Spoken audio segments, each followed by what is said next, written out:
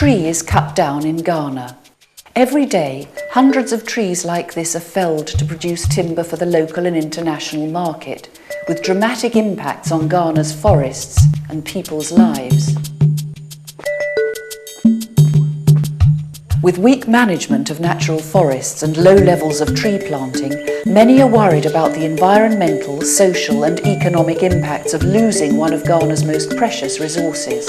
Ghana has gone in a century from 8 million to 1.2 million hectares of prime tropical forest, and the rate of degradation has actually been fastest in the last 15 years. For almost a century, the timber business has been dominated by large companies who have been given concessions by the state. The failure of this system to allow local people to gain substantial benefits from the forest has led to a proliferation of unauthorised chainsaw operators who now account for the majority of trees felled in Ghana.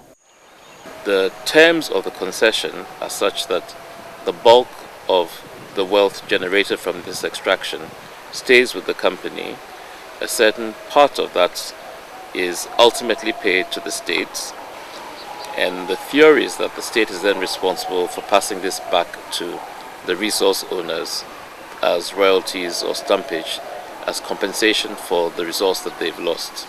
In practice, this never happens. As I've said, there's a huge amount of corruption in the process, and a number of national and community elites extract from these payments such that very little ever reaches the communities.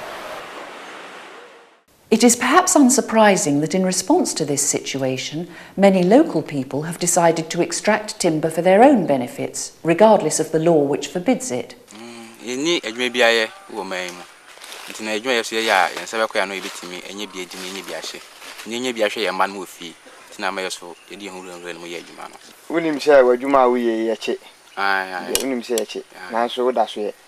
I didn't know last year. I remember me feeling in this case in Menya. Scan could say maybe you might meet me here. Media Lani. Okay. The started at Omata 50 and Colablema BC by this time. Omaya see big about. Attempts to enforce the law have failed, often with loss of life and limb in the process. The community members are in line with the chainsaw operators. So anytime the forestry officials wanted to arrest the chainsaw operators, the community members joined the chainsaw operators to fight for the chainsaw operator, just because they benefit directly from the chainsaw operators. Local forestry officials may also be tempted to turn a blind eye to illegal chainsaw operations in exchange for bribes. The state has no capacity to prevent the illegal chainsaw activities from going on, none whatsoever. Forest-based communities see greater benefit in working with chainsaw operators than in obeying a law which they regard as unjust. For example, a farmer may have control over his land, but the right to sell any naturally occurring tree on that land belongs to the state, which can give this to a third party with no benefits to the landowner. A timber operator Otimika se concession efriha ekokaha ni nyina ya media ade bechi a okuani be fada ade se okwafuo no obekọ no na nipa foforo di nanim kan akobudua akosa nimfo nyina na me na kokofu no eye media na medi dua no ama operator fo se wompai yenti a medi dua na ama operator fo se wompai se operator ne pai a mpempi no me okuani no menyamfa so bebre mitumi ne ye nhyehyɛ na opaya minya chefa wo nti mwambu bi ne mprekubu bi anaase mitumi di bi koya de bi wo fie betumi aboa me a anka mesie sika de akoto ba bi ne se sika no mitumi ya ade foforo efe anu achi no so that no so etumi boa me etumi siesi asase ma me no ba na me kuku no enya hoode me so. If the tree was covering your food crop and you decided to put fire to it or to fell it to make your farm, then you haven't committed any crime. But immediately as a farmer, you decided to get benefit out of this, then you are a criminal. So the criminalization of the economic value, economic return to the farmers, makes them unwilling to be engaged in anything that has to do with the government. But on the other hand, if he entered into a negotiation with a chainsaw operator. I mean, the opportunity cost is zero for the farmer. So if he can get 2 pieces of lumber out of a whole big tree, he would rather have that than not have anything at all. So the chainsaw operation is actually a symptom of a policy failure, because I believe that if farmers were given ownership of the trees on their farm and some discussions were held on what is a return to a farmer of any tree that is felled from his farm, farmers would guard it with their life.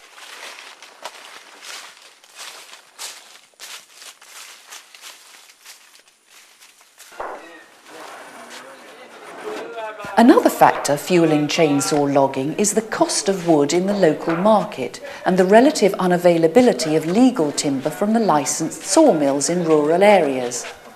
The big sawmills would rather export the timber than supply the local market. The sawmill price is very higher, you see. So when we bring the sawmill to the market, they don't buy. They prefer the bushcart because the price is lower than the sawmill. So they prefer this in the bushcart. The domestic market supply was given to the timber contractor to supply the domestic market. They couldn't because of the production cost. All these factors have led to a domestic timber market which operates in a largely unregulated way, contributing to rapid deforestation whilst bringing no revenue to the government. But some communities and chainsaw operators recognise these problems and are taking matters into their own hands.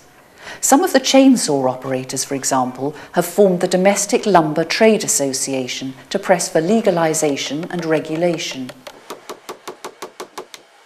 Emra odi atoho a odi AC chainsaw adwumaye no ho kwan no ye besre no ahwemu bio esane se aban no edi nani tufo obehun se wo boka hunu se ye di nnua efri baabi a ye wo no concurrence ye kwakotone a sika ye tuatua kwa so no se ye hwa se nkaban ne de kan nhihye ye ho mpo no odi ogi sikai edi ye reforestation one was a chainsaw for yentimi nua muntimi legalize na muntimi mfa emra papa bi emfa to emfa mayan.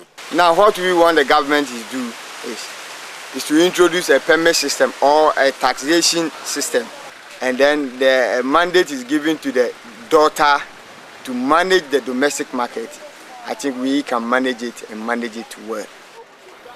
If communities recognize that they have a greater stake in the forest, they can and will protect it. They live there. They are the only force in this country that can prevent unsustainable logging. The state needs to have a better deal with communities.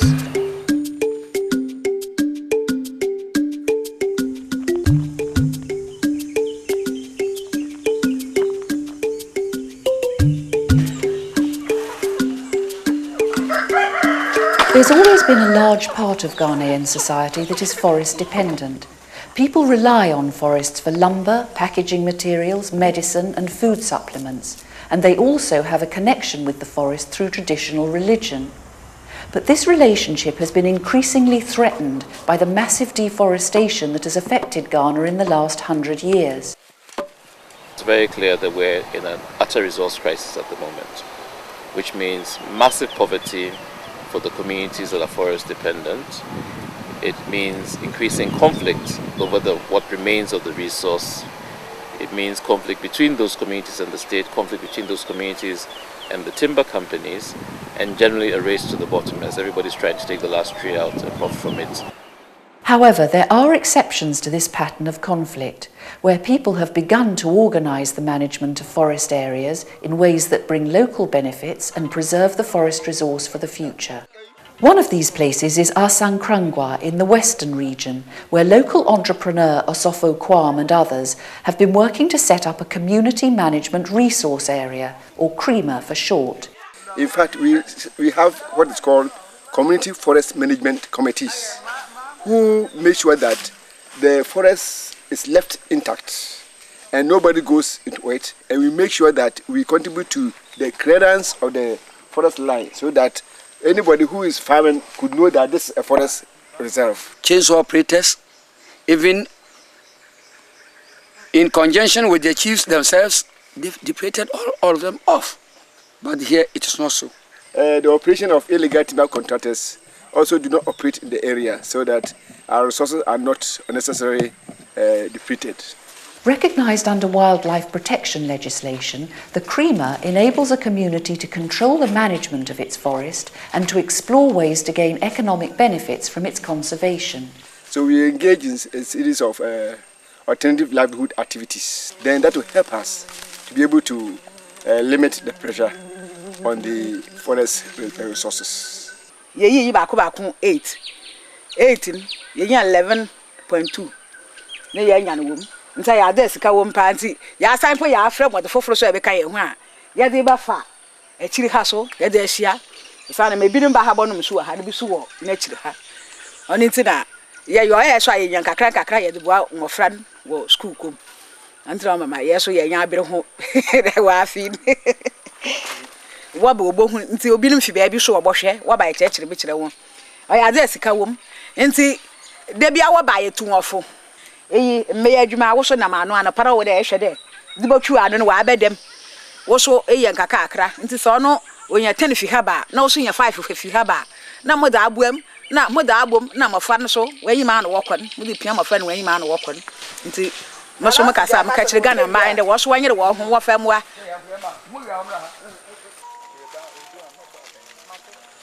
so nchi no answer first no na ye mame no mo de ye adwongo na ye nim mfaso e wo so nti mpese de nkusie na edi no kwa nti a kire na ehu se sa anwa won no a kire na mpanyifo no ehu se sa so nchi na ho mfaso nti ombere ombeto so nchi no nti mo ababu wa krima na se sisi ya no se ye ton sa nua we na ye benya sika e de ato krima nim ama ya sa ato aso ya de size can be so area atwa adwumadi no so sane be ya adwuma na de engu. Instead of buying it maybe from the big towns, we rather come to the communities so that they can increase their household incomes. But they give us the price, we compare to what is selling the big towns, fairly the prices are the same, so we just pay them off and we convey it to the farmers. Apart from net on so aboa individuals no say media nnua no wo omkoko mfonu se na be ya kokoro no so enya de enwu.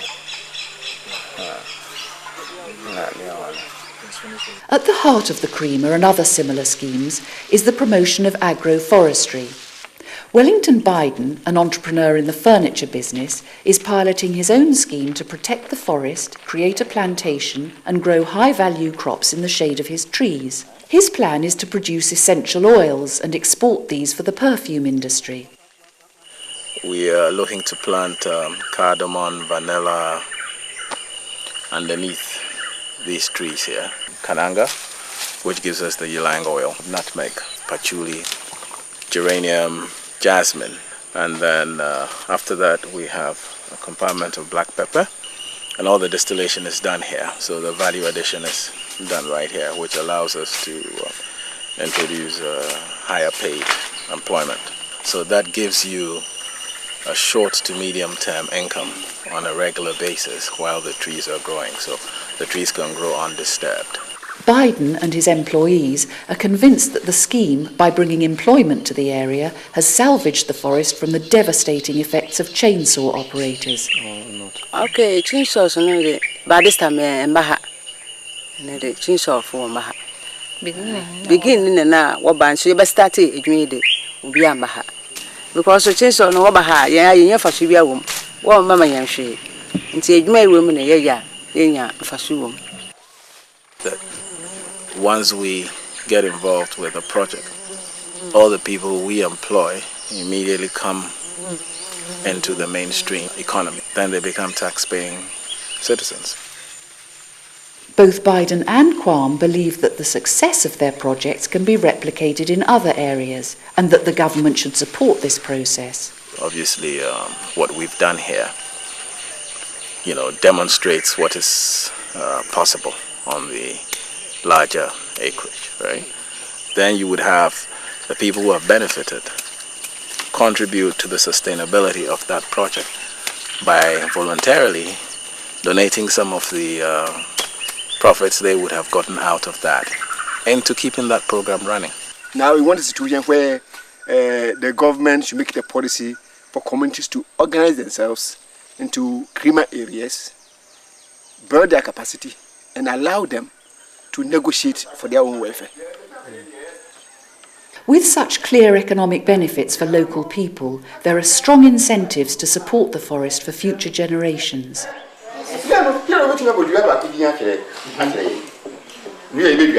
Yes? More almost a man. The book plantation, a question in Ria, and fully Ria, and only Ria and a call. Say, you Ria. That's a pride. Now, yes, you say, then you be so. And if particularly they will take the creamer concept serious, and if it's well established, then we think that the poverty will be addressed, because now more resources will come to the communities. In the meantime, in other parts of the country, the lack of real local incentives to protect forests and trees continues to have devastating effects. The Forest Governance Learning Group, which brings together a diverse range of individuals to try to find ways to improve decision-making about forests, continues to work with others to identify and push for change at policy level, change that puts trust in community forestry and trees in local hands.